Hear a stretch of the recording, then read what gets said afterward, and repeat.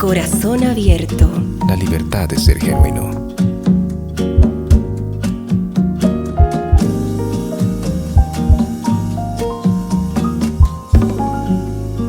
Hola, me da gusto saber que estás en este segundo episodio del podcast A Corazón Abierto. Sé que apenas estamos empezando, pero el podcast número 1, o sea, no el podcast número 1, pero el episodio número 1, si no lo escuchaste, estuvo increíble. Te pude presentar a mis papás, ellos abrieron su corazón delante de ti. Sé que habían momentos donde era como, wow, o sea, qué poderosa esta historia, y habían momentos donde simplemente nos reíamos, especialmente de mi papá. Pero bueno, en cada episodio es así, nos mostramos tal y como somos. Yo me estoy mostrando tal y como soy, así con mis errores y mis defectos, y también me gustaría que tú puedas mostrarte tal como eres. Quiero que sepas que también este es un espacio seguro para que tú puedas abrir tu corazón y no te sientas juzgado, sino más bien identificado con tal vez muchas de las historias que vamos a ir escuchando a lo largo de esta temporada, que se enfoca más en la familia, y sepas que para esas heridas hay sanidad, que esas cicatrices también tienen valor, que no tienen por qué avergonzarte, sino que puedas ver la gracia de Dios derramada en medio de ellas. Y ¿qué es eso? Que tu valor crece cuando dejas que Dios empiece a sanar esas heridas con su gracia. Somos seres humanos que no somos perfectos, de verdad te lo digo. A pesar de que tengamos a Cristo en el corazón, yo me equivoco cada día y peco cada día. No me enorgullezco de eso, pero también reconozco esa imperfección que hay en mí. Pero también, como la palabra del Señor dice, que aquel que empezó la buena obra la terminará hasta el día de Jesucristo. Entonces, creo que mi esperanza es saber que soy una obra en proceso. No soy perfecta, pero el Señor me está moldeando camino a la perfección, para que un día, cuando esté frente a frente, cara a cara con Él, pues le diga: aquí está, Señor, aquí está el proceso que tú has hecho en mí. Tal vez al principio era barro así del piso, lleno de muchas cosas, pero tú agarraste ese barro, lo moldeaste en tus manos e hiciste una obra, hiciste algo hermoso de eso. Entonces, este podcast es para eso, no para fingir perfección, no para pretender que lo tenemos todo resuelto en la vida y que lo sabemos todo, sino para que tanto tú y como yo aprendamos y veamos cómo Cristo nos enseña en cada área de nuestra vida. Es por eso que me gustaría decirte y contarte cómo me fue esta semana. La verdad, siento que fue una semana montaña rusa, llena de altos y bajos, llena de victorias y también de momentos muy bajos en mi vida. Para los que no saben, bueno, yo ya te conté el anterior episodio, pero si tal vez no estuviste el anterior episodio, te lo cuento ahora. Yo estudio comunicación social. Aquí porque estamos haciendo todo este podcast. Me encanta, soy una apasionada por las comunicaciones, me fascina. A diferencia de muchas otras personas que tal vez no sabían qué estudiar, yo siempre supe que quería ser comunicadora. En este caso, periodista. Siempre lo supe, siempre me apasionó, y pues ya estoy así casi al final de mi carrera y ya para empezar la tesis. Y ojalá también tú puedas acompañarme cuando ya te diga: gradué, me recibí, presenté la tesis, la defendí. Ojalá también puedas estar para ese momento, pero bueno, ahora no estamos en ese momento y he estado presentando trabajos. En algunos me ha ido muy bien, en otros he hecho lo que he podido, me he esforzado. Pero bueno, gracias a Dios estoy aprobando con muy buenas calificaciones, todo para su gloria, para su honra. Él es el Dios que nos da la inteligencia y Él es el Dios que nos da la sabiduría. Entonces eso, de esa parte muy bien, pero siento que estoy en una etapa de mi vida donde estoy aprendiendo a organizar mi tiempo. Ya estoy con la iglesia, estoy con mi familia, estoy con este proyecto, estoy con la universidad, estoy con un emprendimiento de trabajo también. Y tratar de mantener todo eso como que en balance es muy difícil, de verdad. Sientes que hay veces donde todo te explota dentro y ya no sabes qué hacer. Y dices: no sé cómo mantener el equilibrio en mi vida. Es muy agobiante. Pero en medio de todo eso también viene la paz de Dios que te ayuda, que te enseña, que te moldea. Siento que Dios es tan paciente con nosotros y Él nos entiende más que cualquier otra persona en la vida, y es tan increíble que cuando tal vez somos ese discípulo que está en la barca y siente que es una tormenta y dices me voy a ahogar, me voy a morir, puedes ver a Cristo durmiendo en medio de la tormenta, y cuando lo ves dormir en medio de la tormenta y tan confiado, creo que también nos debería dar confianza a nosotros. Y siento que eso es algo que me da confianza a mí, decir, si Cristo está durmiendo en medio de la tormenta, ¿por qué yo me estoy preocupando? Y aprender a abrazar ese proceso en medio de todo, siento que es una lección que uno va aprendiendo a lo largo de toda su vida. Nadie tiene las cosas resueltas, todos lidiamos con un montón de cosas, pero que en medio de eso vemos a un Dios que es paciente, que es bueno y es un buen padre que nos agarra de la mano como niños y nos dirige y nos enseña y nos alienta en cada momento. Y hablando de padres, hoy vamos a hablar sobre un tema que yo creo que es muy importante, porque siento que durante las últimas décadas el enemigo se ha encargado de decapitar familias. ¿Y por qué hablo de esto de decapitar? La palabra dice que el hombre es la cabeza del hogar. Obviamente no estamos hablando en dictadura y que sea un hombre autoritario, no estamos diciendo eso. Pero la palabra le da un rol especial al hombre de ser la cabeza del hogar. Y siento que el diablo se ha encargado de quitarle la cabeza a los hogares a través de muchas cosas. Hoy vamos a ver un ejemplo de eso, pero también de cómo Dios logró obrar en un hijo que tal vez creció, bueno, no creció, pero vivió gran parte de su vida sin la imagen de su padre en ella. Y es por eso que me gustaría dar la bienvenida a Denis. Gracias, Denis.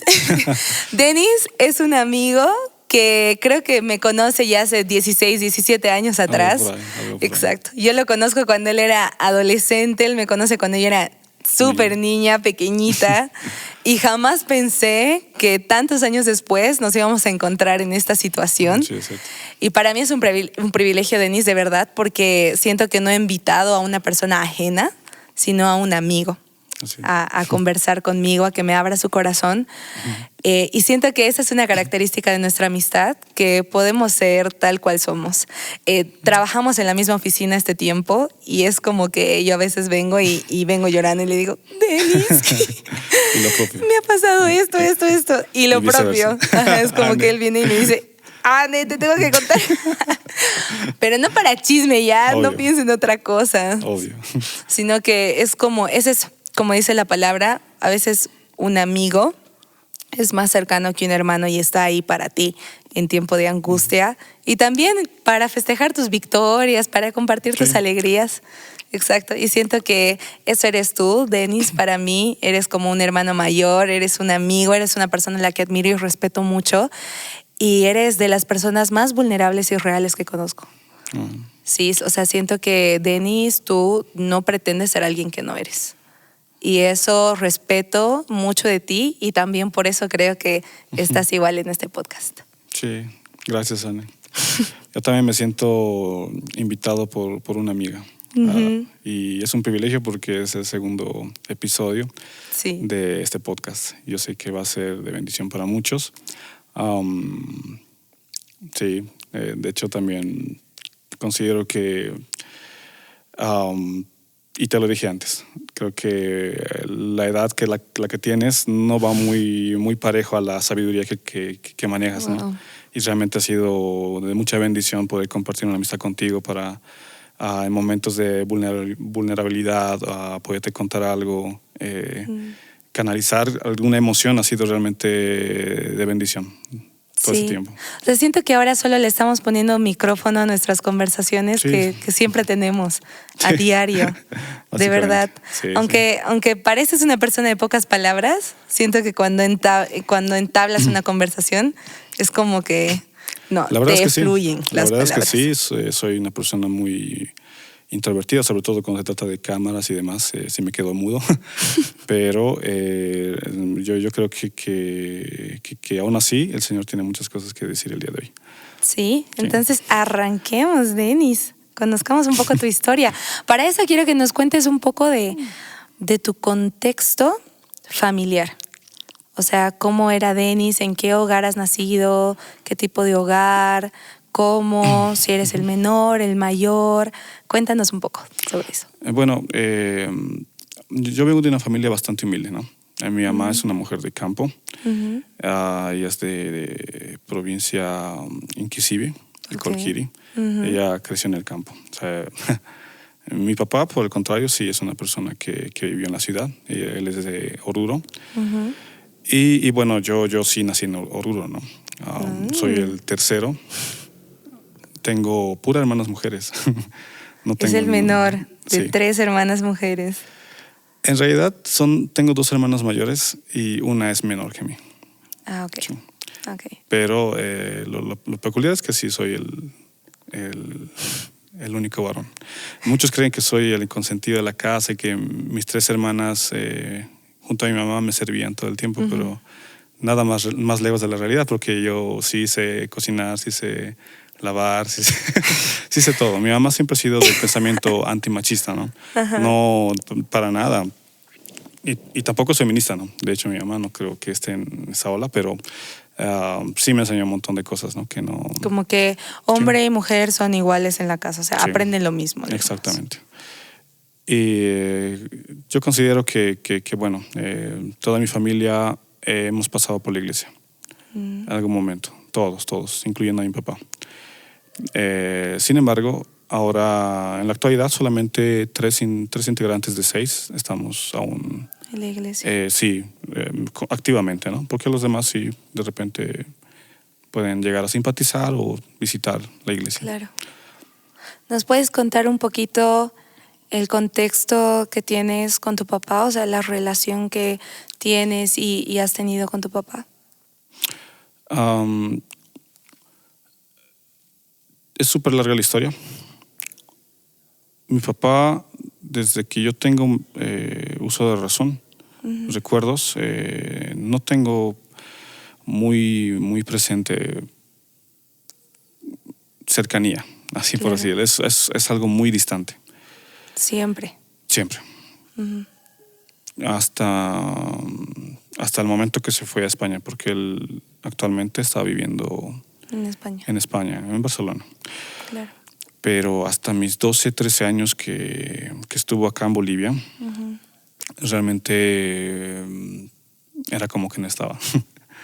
Entonces sí, de hecho fue una relación como que muy lejana. No, las únicas veces que me hablaba, bueno, siempre era para llamarme la atención de algo o cosas muy superficiales, digamos, ¿no? Claro. Nunca una plática interna, ¿no? ¿Cuál es el recuerdo más lindo que puedes decir que has tenido con tu papá en tu infancia, cuando todavía vivía contigo? Realmente son pocos. Es que ahora mismo estoy tratando de hacer, porque esto no está elaborado, de hecho, ¿no? No me dieron un guión para saber qué preguntas. Perdón. Pero ahora mismo estoy pensando, pero rebusco y a pesar de que mi papá fue alguien que económicamente nunca nos desamparó, realmente siento que esa área ha sido muy descuidada, ¿no? Poco, y no solamente con nosotros, sus hijos, también obviamente con mi mamá.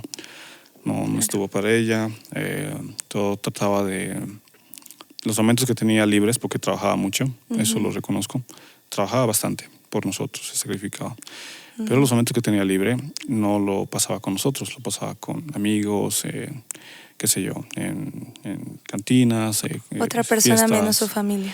Con cualquier persona, con cualquier grupo, con cualquier comunidad, menos con su familia. Claro, como que su... Sí, esta es la parte triste de la historia, y no estoy fatalizando las cosas, sino estoy tratando de narrar tal y como son. Puedo contar con esta mano los recuerdos que tengo, las veces que salimos como familia, los 6.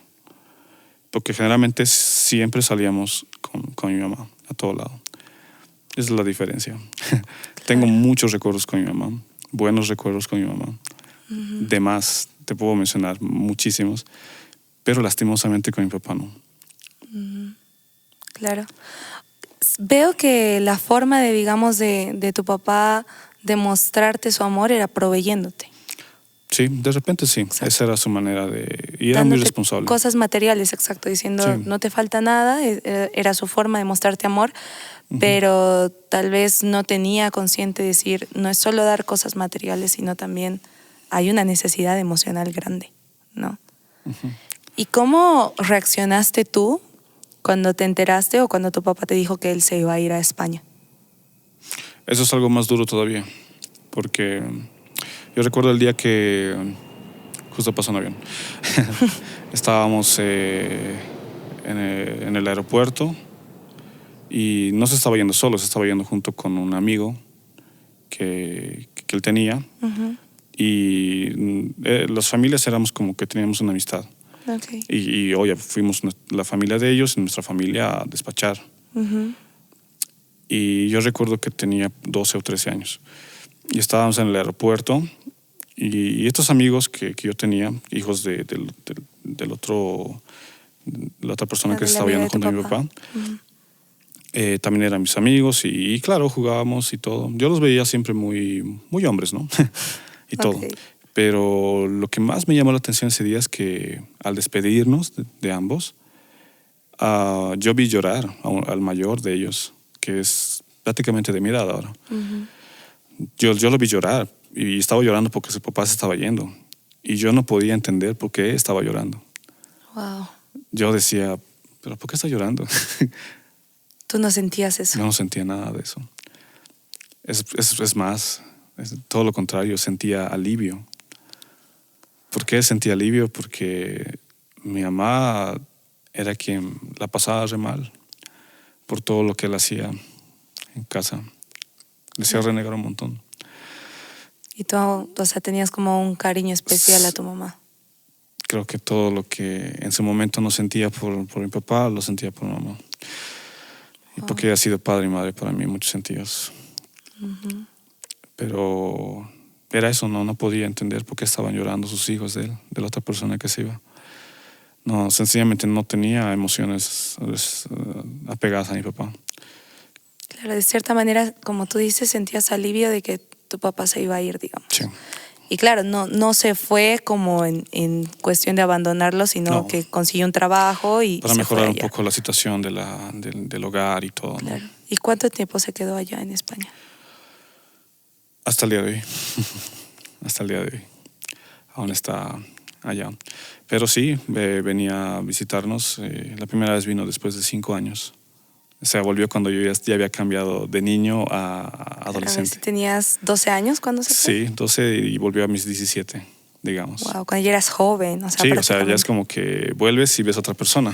¿Y nunca habías hablado con él antes de esos 5 años? Sí, claro, obvio, por Skype. Ajá. Hablábamos y por un café internet nos conectábamos y sí hablábamos. Pero tú sabes, o sea, ya es muy diferente hablar por una pantalla que tenerlo cerca. Y de repente sí era un poco complicado. Durante esos 5 años, ¿extrañaste a tu papá? O sea, ¿extrañabas la figura paterna? Esa es la ambigüedad, porque por un lado no te dije que yo no tenía ningún tipo de sentimiento, más bien alivio. Claro. Pero el otro lado, y es algo que todos tenemos, yo considero que todos, no hay persona que no tenga ese sentimiento, sobre todo cuando está en la adolescencia, porque adolece, tenga ese sentimiento de que necesito a mi papá y necesito a mi mamá.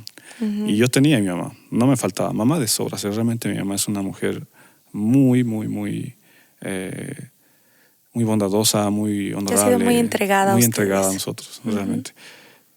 No tengo a veces ni palabras para describir a mi mamá con una sola palabra. Pero lo que quiero decir es que mamá tenía de sobra. Pero papá, por más de que mi mamá hiciera el mejor de los esfuerzos, no podía llenar ese vacío. Claro. Es difícil. Y es que es algo con lo que ella tampoco puede cargar porque no le corresponde, es No mamá. es el diseño, lastimosamente. Ojalá Exacto. fuera así, que se pueda, pero sí, necesitaba un papá. Y claro que le extrañé. En su momento, claro que culpaba a mi papá porque yo necesitaba que estés en este momento de mi vida. ¿Y cómo te afectó el hecho de que él no estaba ahí?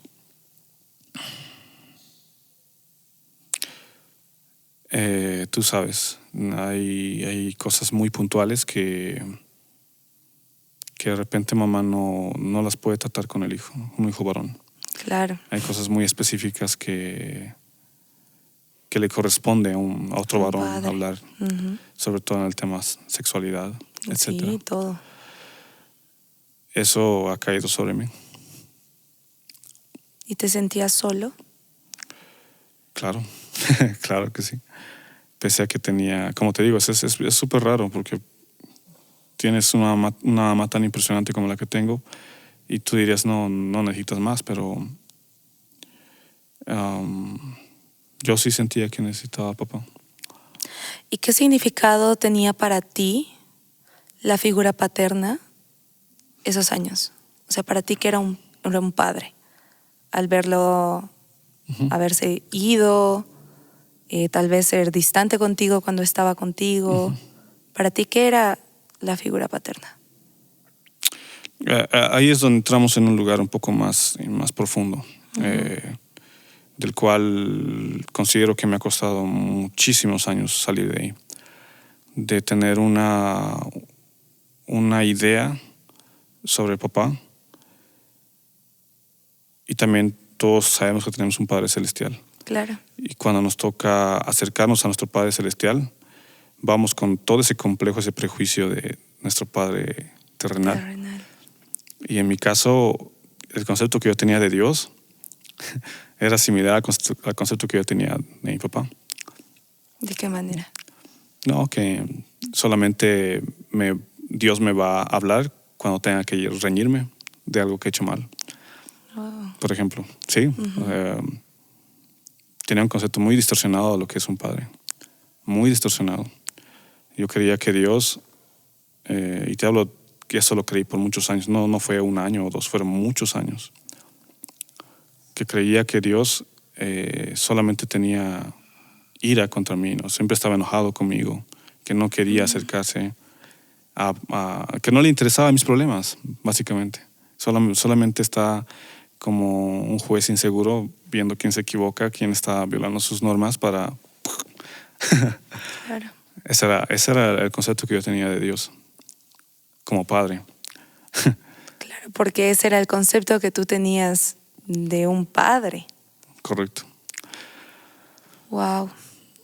Y digamos, algo que me sorprendió que hablábamos hace unas semanas atrás, yo pensé que digamos, tú habías experimentado ese abandono de tu papá cuando él estaba en España. Pero tú me dijiste algo que resonó conmigo y me dijiste, Anne, mi papá me dejó cuando él estaba aquí en Bolivia. Cierto. ¿Y cómo sucedió eso? O sea, tu papá regresa en un punto y ¿qué pasa? Bueno, después de 5 años tu papá regresa. Sí. ¿De visita o a quedarse? No, visita. Siempre fue visita, luego venía algún rato a todo eso. Pero... Eso, ¿cómo fue ese momento cuando él regresa? Porque sé que eso es interesante, que tú no sabías ni siquiera que él iba a venir. Claro. Sí, yo estaba en la pre-militar y volvía de instrucción, entré a la sala y vi una maleta. Entró y mi papá estaba sentado en el sillón. Y yo súper asombrado porque llegó de sorpresa, no nos avisó nada. 5 años después, o sea, 5 imagínate. años después. O sea, y él un poco más mayor. Yo ya pasé de niño a adolescente. Claro. Y todos choqueados. Y él también seguro se sorprendió, ¿no? De verme ya. Igual me estiré. Era más delgado que ahora, de hecho. Pero fue interesante porque me sentí bien. Papá está en casa. Claro, está en casa. Pero no pasó ni un día porque en la noche encontré algo en su celular que me quebró. Claro. Es que tú lo descubriste, digamos. Yo lo descubrí. Pasa que, y eso es algo que de repente a veces como adolescentes o niños no tenemos la mentalidad para asimilar cuando nuestros padres sencillamente ya no están juntos. Wow. Ya no tienen ese vínculo. Y mi mentalidad de adolescente era que mi papá iba a volver y iba a seguir con mi mamá. Pero mentira, eso ya había cerrado hace tiempo. Y ha sido otro trauma del cual me ha costado mucho reponerme. Mucho reponerme. Del saber de que mis papás ya no tienen nada. Ellos están separados actualmente. Ha sido muy duro. ¿Qué sentiste en ese momento que te enteraste, digamos, que tal vez, no sé, que tu papá ya había hecho otra vida allá en España? No, me entré en un cuadro de pánico. Fui porque estaba durmiendo en mi cuarto y era algo raro para mí porque yo tenía pensado que iba a dormir en el cuarto de De mi tu mamá, claro, juntos. Pero no, fui, le encaré, pero estos mensajes y todo. Ujú. Y no, y claro, lo primero es negar. Ujú. Pero no, luego ya fue muy innegable, ¿no? Todo lo que estábamos viendo, sencillamente nos ocultaban. Nos ocultaban porque también mi mamá, por no hacernos sufrir, no nos contaba muchas cosas, Claro. ¿no? Ella quería que no estemos dañados por esto. Ujú. Pero ya pasaron bastantes años, ¿no? Y claro, mi mamá nunca formó nada más con otra persona. Se dedicó netamente a nosotros, enteramente. ¿Cómo cambió desde ese momento? Digamos, tú decías, me sentía feliz de ver a mi papá. Cuando lo has visto por primera vez, después de 5 años, es como te sentías feliz, pero después te enteras de todas estas cosas. ¿Qué se quiebra dentro de ti ese momento? Es difícil de decir con palabras, ¿sabes? No, solo sé que de esas cosas no se repone uno fácil. Es un punto de inflexión muy importante, sobre todo cuando no tienes la mentalidad madura para poder tolerar ese tipo de información. Claro. Es que siento que te Sencillamente, tocó sí. enfrentar esta realidad de que tu familia ya no iba a ser igual. Uh-huh. Nunca más, o sea, enfrentar la realidad de que tal vez papá y mamá ya no iban a estar juntos. Y tenías 17 años. Sí. O sea, tal vez no eras un preadolescente, ya eras como estabas entrando a tu juventud. ¿Y de qué manera te afecta eso? O sea, afecta desde ahí tu vida en adelante. Si tuviéramos que ponerlo en palabras, y yo considero que parte de mi temperamento es no ser resentido, pero creo que a partir de ese día empecé a desarrollar resentimiento, sin darme cuenta. Y eso es algo acumulativo, ¿sabes? No es algo que te viene de un día a otro, sino que vas juntando en un costal cosa tras cosa, hasta que sencillamente está lleno. Ya no puedes cargar con eso. Y yo sentí que a partir de ese día las cosas sencillamente se pusieron más pesadas, ¿no? Wow. Y digamos, a partir de ese momento, ¿hubo alguna oportunidad de querer tú reconciliarte con tu papá, querer poder hablar con él, o intentos, digamos, de querer sanear la relación? O de él buscarte a ti, digamos. De él, iniciativa. Uh-huh. No. hasta el día de hoy no. No. Considero que mi papá, sí, incluso él conoció un tiempo de iglesia, asistir y todo, pero nuevamente volvió a apartarse, ¿no?, del camino. Uh-huh. Pasaron los años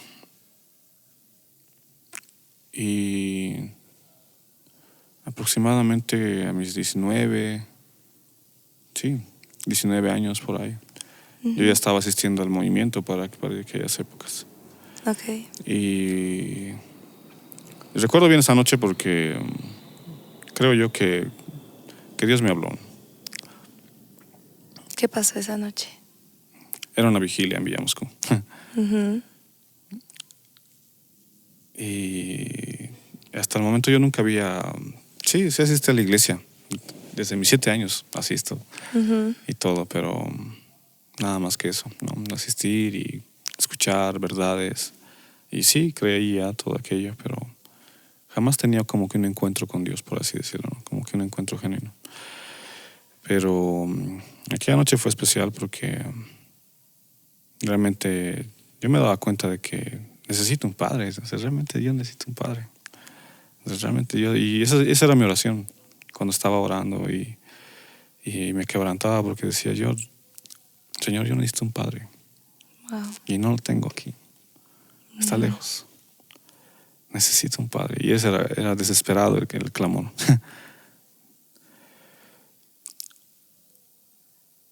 Es difícil decir las cosas literales porque alguna vez te comenté, yo nunca escuché la voz de Dios audiblemente. Pero sí estoy convencido de que Dios me ha hablado muchas veces. Ujú. Y sé que ese día el Señor me decía que Él iba a ser mi padre. ¿Y qué mejor padre puedes querer? Claro. ¿Crees que esa noche fue como que se te rompieron todos estos estigmas de Dios como padre, juzgador, castigador y más bien viste, digamos, la verdadera paternidad y experimentaste la verdadera paternidad de Dios? De repente sí, empecé a asimilarlo porque como cristianos vamos cargando con eso día tras día, ¿sabes?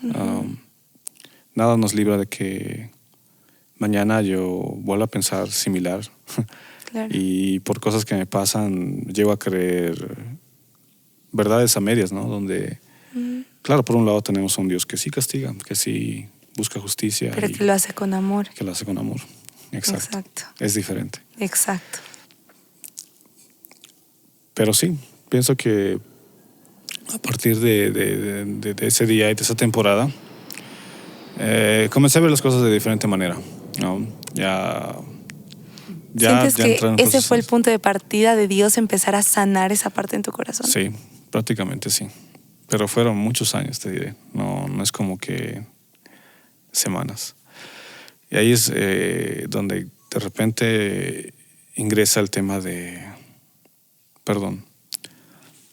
Que ese proceso de perdón sí se toma su tiempo.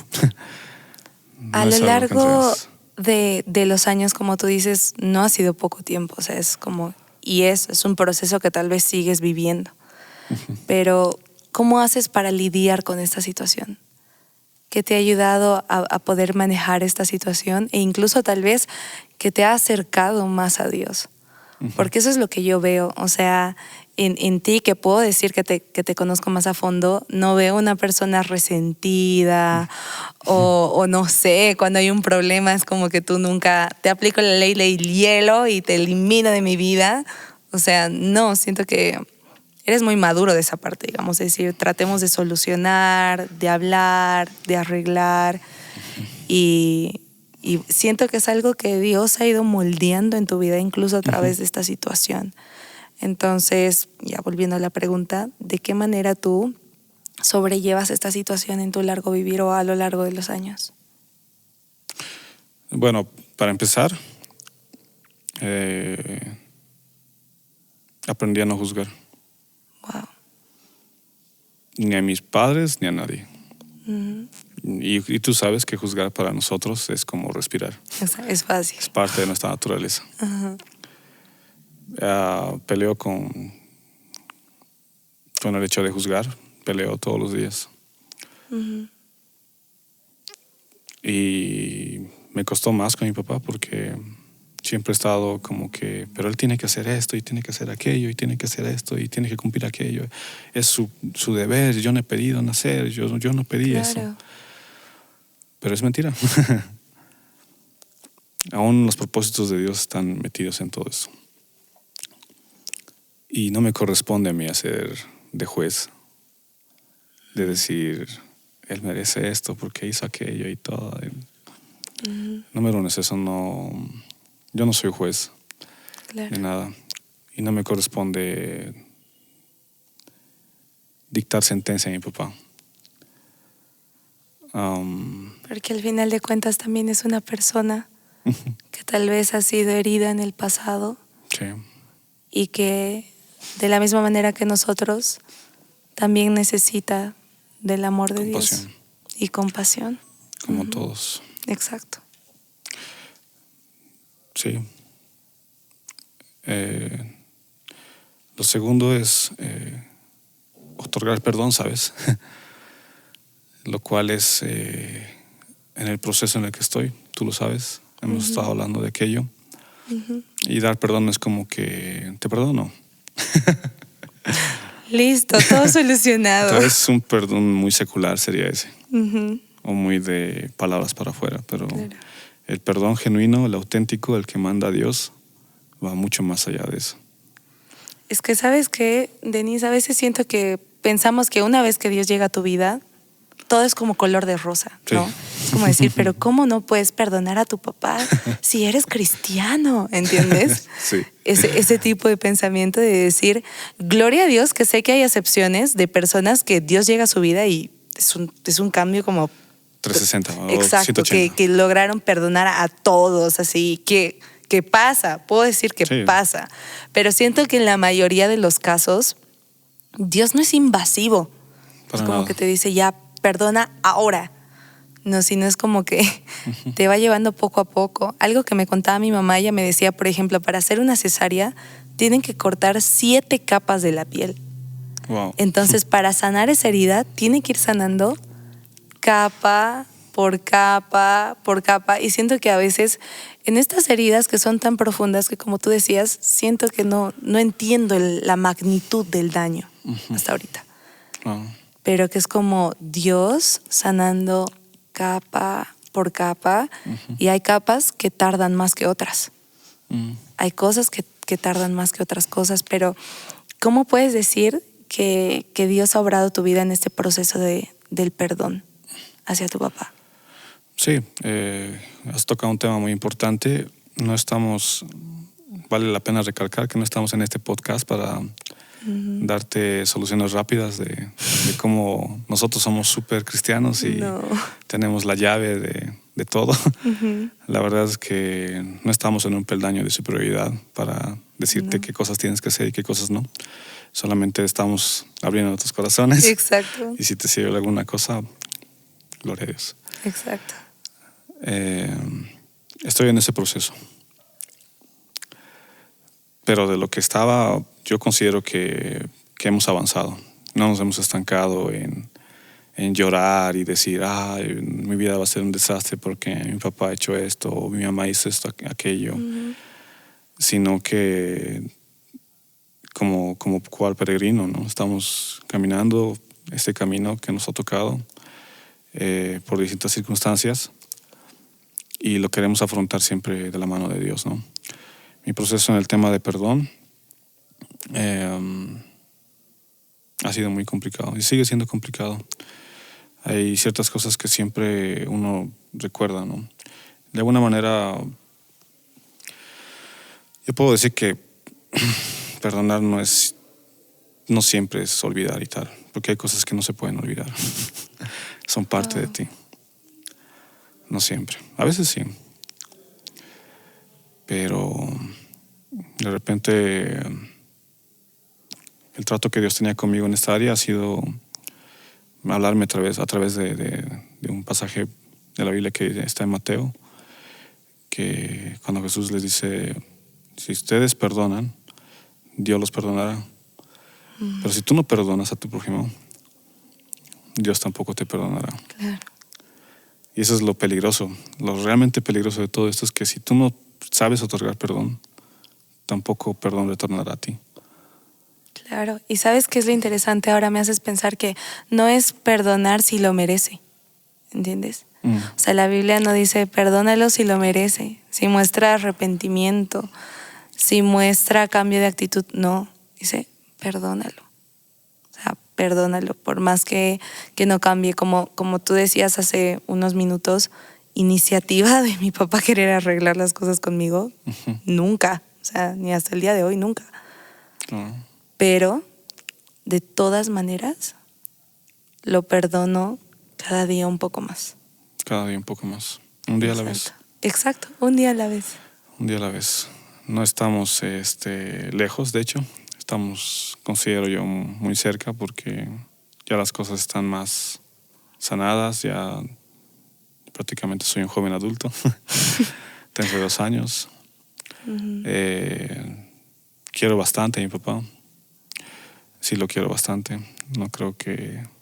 ¿Sientes que Dios te ha ayudado a quererlo? Sí, obvio. Es muy interesante porque resalto más las cosas buenas al final.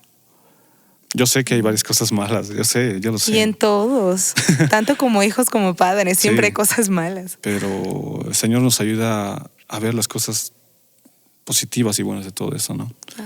Y pese a todo, mi papá siempre estaba para sustentarnos, no nos abandonó al 100%. ¿Cuál crees que ha sido el propósito de Dios al hacerte vivir esa situación con tu papá?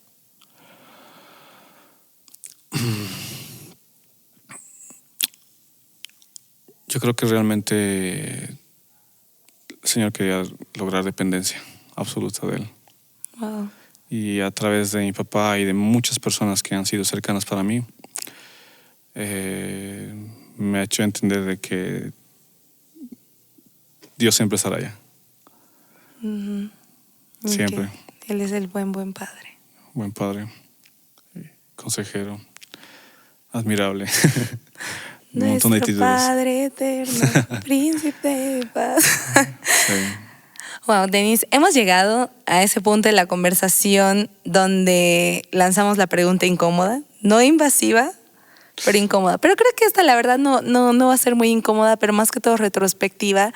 Y es que, ¿qué clase de padre crees que serías tú con tus hijos? Claro, sabemos que no estás casado y nada de eso. Estamos orando para que Dios haga el milagro,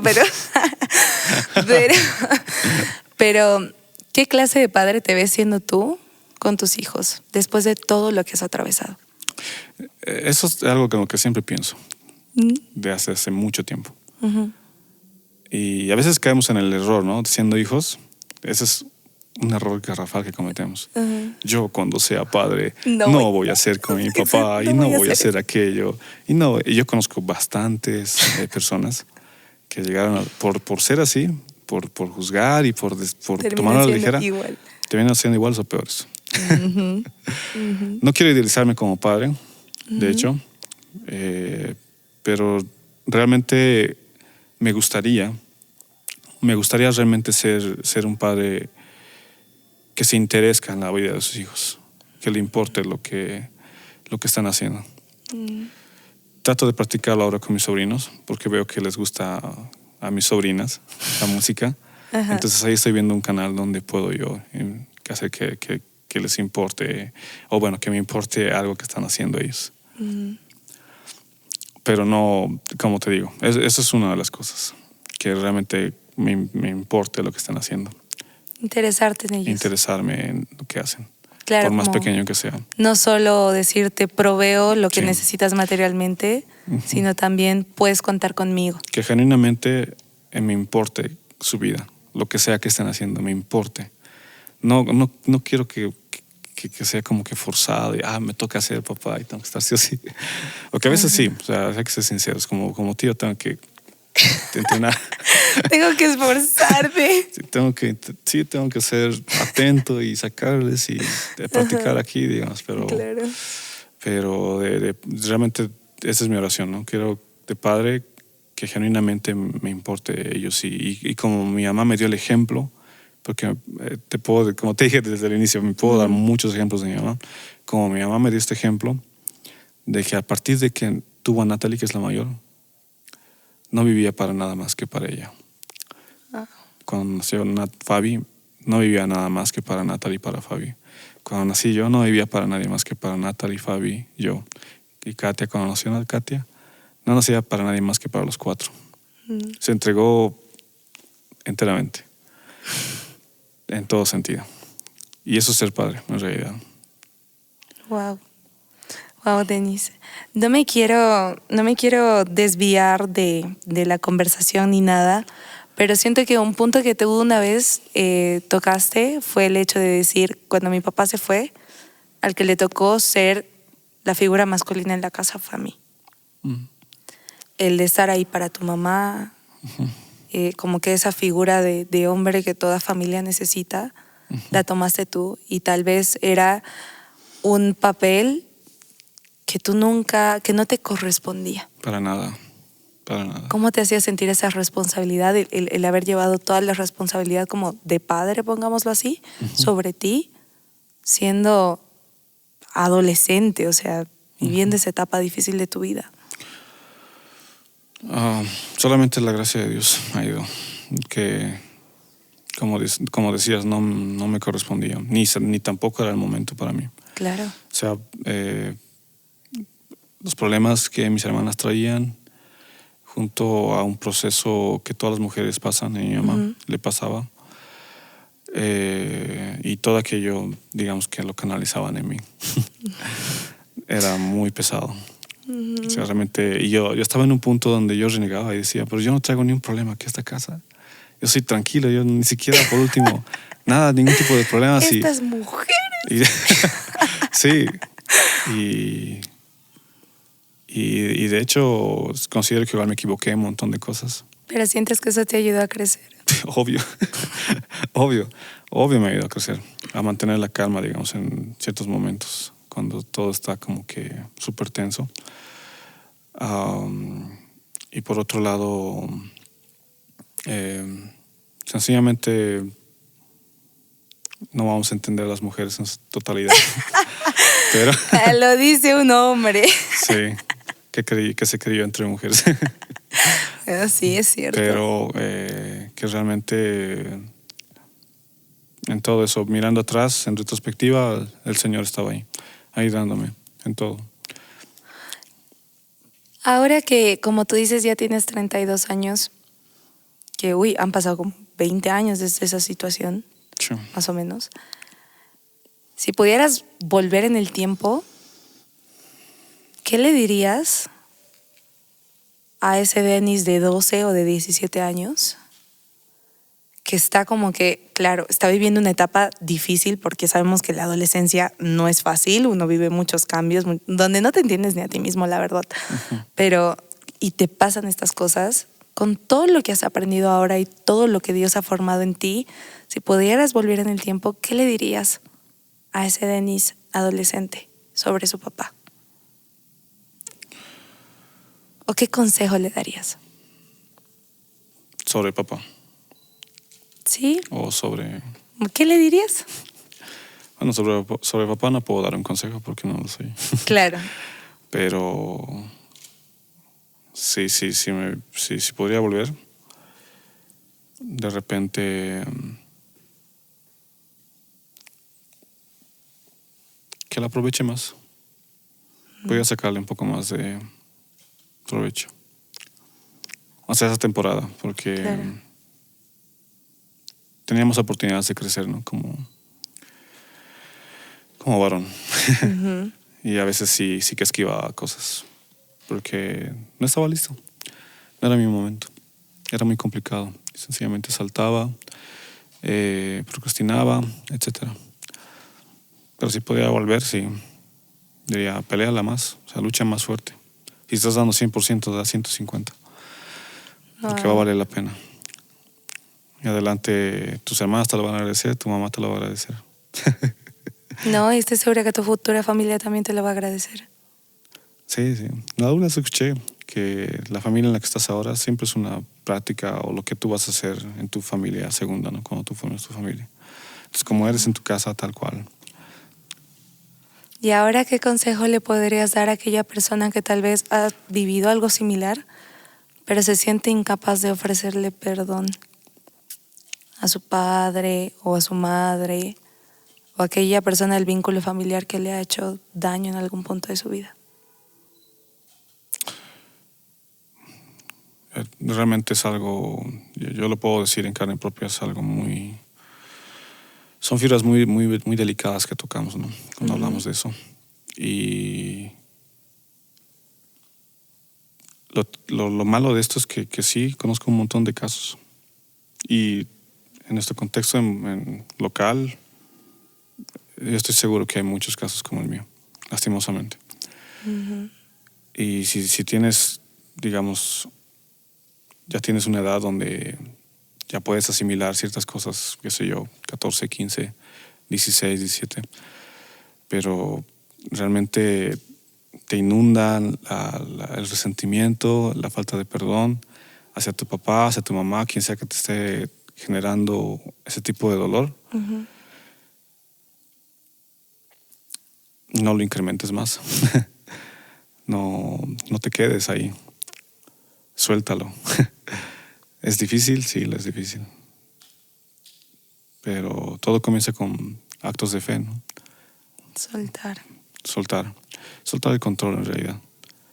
Porque de todas esas circunstancias no puedes realmente controlar nada en esas personas que te lastiman, que te dañan, claro.